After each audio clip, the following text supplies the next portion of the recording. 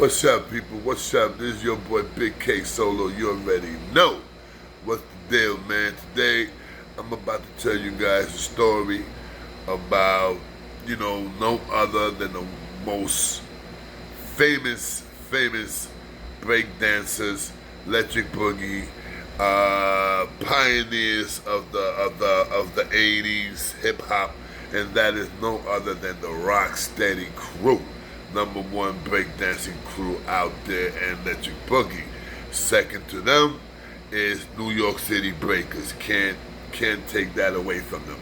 The New York City Breakers, they also was one of the best. Like for me, like I said, the second best. That's well known. And and the New York City Breakers best. Really was really got well known in the movie. What was the name of that movie? B Street. B Street. Yes. There was supposed to be the crew that. The crew of Corey. I think that was his name, right? Corey, the black kid who was down with the crew that was dancing electric boogie. Little short guy that the brother was a DJ. It's been years ago, and Ramon was his friend. Okay, so Corey was trained because Corey didn't know how to dance and all that stuff. He was trained by the New York City New York City Breakers. They trained him, and I also believed that Rocksteady also had a little bit to do with that too. That's a story that, and this is facts because I was there. One time when the movie was over, that the movie was playing. I don't know if that's the guy's name. That's the real actor's name, Corey. But I know in the movie, I think his name was Corey. So I'm gonna call him Corey. If I'm wrong, I'm wrong. You guys let me know if I was wrong on the name. But anyway, there was a day that Corey. It was a summer day. Corey comes to the block. He comes to 183rd and Katona. Him and two or three of his other friends. So, he became friends with the New York City breakdancers, and he also became friends with a few other Rocksteady members, like Bucky, Kuriaki, Crazy Legs, and Flex. But him and Kuriaki is the one that, when the beginning of the movie, that you see that he comes and he says, "Yo, such and such crew is here. Let's go battle them or whatever. Whatever dust them or whatever word they used back in that time." So Kuriaki was the one that they're getting ready to fight, and he's that word was kind of famous from the Bronx. A lot of people started using that shit when Kuriaki came out and said punk. Like the last word he came and said punk. So that hit for a while. Mad people started using that little sign. There's always something that somebody uses on the movie, some kind of word that people start using. You know what I'm saying? Like I'll be back. You know what I'm saying? From the Terminator, I'll be back. You understand? So that was something in the Bronx for us that we started using. Punk. You know what I'm saying? So anyway, I remember when Corey came. He came in a nice little whippy whip. Unfortunately, Corey's career didn't mount up really like I'm pretty sure he wanted to. But what can I tell you? Anyway, and he's still breakdancing. I saw a video of him, and he's still doing his thing. He's old though, but our age, but he's still doing his thing. But anyway, I remember Corey coming right to the block. I was chilling. It was me, Flex, that's Kuriaki's, Buck's fourth brother, Bucky, God rest his soul, and a few others. I can't remember, a few others. That's one little side of the group. The other side, you had Kuriaki, Bucky, Crazy Legs, and the Rocksteady crew. So he gets off his car, so they shake hands, ha ha ha ha. So I remember when Corey came out, he told Kuriaki, "Yo, let's do this now. Like let's battle, me and you right now." So Kuriaki looked at him and said, "Bro, this ain't the movies." So So Corey's like, I know it ain't no movie. That's why I'm gonna beat you. So Kuriaki's like, all right. He tells Corey, go ahead, you go first. You begin first. So Corey said, nah, you go first. So Kuriaki said, fuck it, I'll do it. Bro, Kuriaki did a move. He goes down to the floor. He's doing his thing. He does a backspin, and he flips it to a motherfucking windmill. Whoa, whoa, whoa, whoa, whoa, whoa, whoa, whoa, whoa, whoa, whoa. He goes back into the backspin, whoa, whoa, whoa, whoa, and flips it to the headspin. Once he was done, after like 7 or 8 spins, bam, gets down, the pose. He gets back up. He looks at Corey like, yeah, now what? Corey looks at him and he says, that's all right. I don't want it. I don't want it. I don't want it. You good. You know what I'm saying? You good. You the legend. You the one. So yeah, Corey backed up real quick. Man, those days, man, was the days, man. The Rocksteady days, the break. Hold on, give me one second, guys. Hold on. The Rocksteady days, the breakdancing days.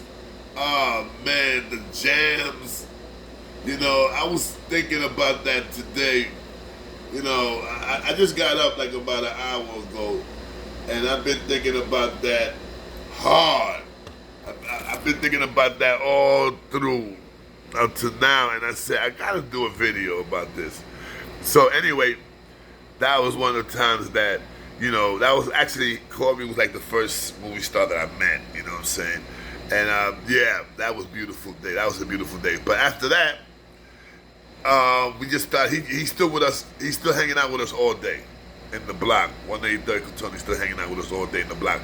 You see, I was never down with Rocksteady. I was never down with Rocksteady. I knew them. I hanged out with them. I had been in their jams, their club parties. They used to have Flex and Bucky. Father used to be a super. Gabi. I don't know if he's still alive or what. May his mother, may God have her strong. God bless her. Beautiful lady. God, she's beautiful. And well. I mean, she's awesome. Really, really nice, man. And Gabi is a good dude, but he's kind of tough. You know what I'm saying? He's kind of tough, He got to be like that. He had 2 sons and a girl, so, he had to be like that. And remember, 2 sons was into boxing, Bucky and Kuriaki. I mean, Bucky and Flex was into boxing, and he had to be, a little tough with them, just like my stepfather was with me and my brother Peter. But my stepfather was too much, because my stepfather used to drink, and when he used to drink, it was like hearing bells. He wanted me and Peter to fight. And if me and Peter did not fight as hard as he wanted us to fight, he would hit us. Oh yeah, he would hit us, man. And I'm talking about hit us, bro.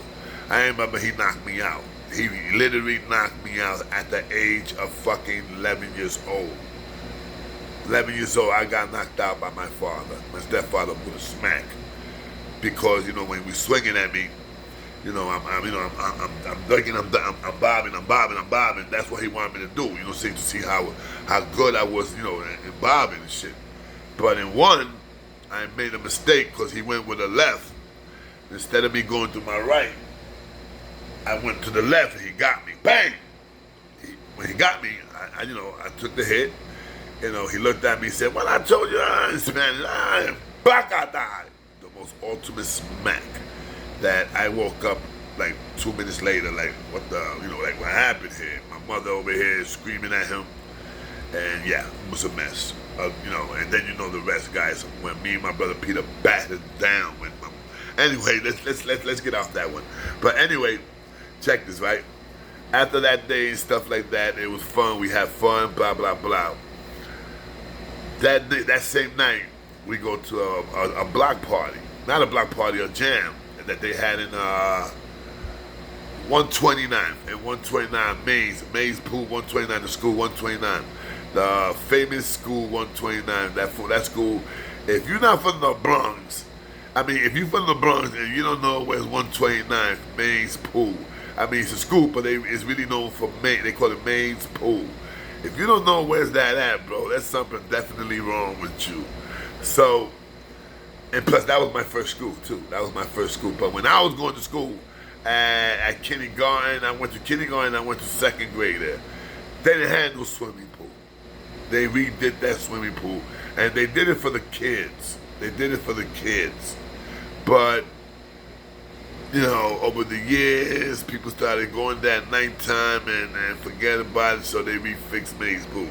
But Mays Pool was the place to be at in the 80s, and especially around 183rd and Katona, Arthur, Hughes, Belmont, Mohegan, oh God, so many blocks, man, Prospect, forget about it, guys. People used to go there from all over the place, man. Even when I moved from 183rd in Katona, that I moved to Creston, 183rd in Creston, actually no, 181st in Creston, we were still going to the pool. You know, me and the fellas and shit like that, we used to get a car. We had a car, we're like, yo, let's go to Mays Pool. Boom, we used to bounce to Mays Pool. I remember, God rest my mother's soul, my mother was a big lady. My mother was big. So, my mother wanted to go to the pool with us. And, you know, my sisters already grown up. She wanted to go to the pool, but like, yo, mommy, you gotta climb that big ass gate. And I don't know how the fuck you gonna do that. But yo, we did it.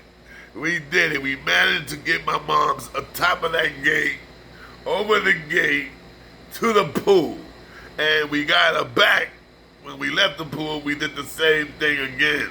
You know what I'm saying? It was a lot of work, but we did it. God bless you, mommy. I missed the shit out of you, mom. And that was my mother. My mother was like, wow, I never talked to you guys about me. Really about me. You know what I'm saying?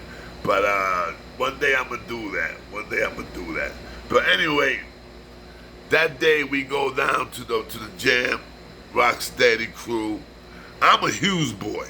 I'm still down. I'm down with THB. You know, my crew was more like my crew was like a fighting crew. Hold up, guys. What the fuck, man? Give me 1 second, guys. This shit fucking with me again. The fucking air conditioner is too cold. Let me turn this shit off.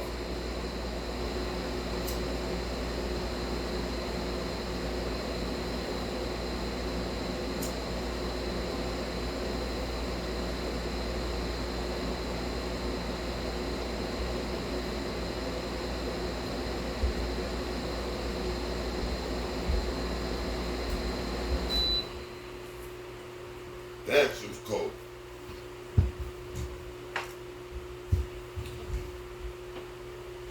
Alright. Shit was mad cold. Yeah, I got the big ass air conditioner, son. Big ass air conditioner. I got one in the room, one in the living room, and one in the room. Anyway, so we go to the jam, right? Flex, Kuyaki, Bucky.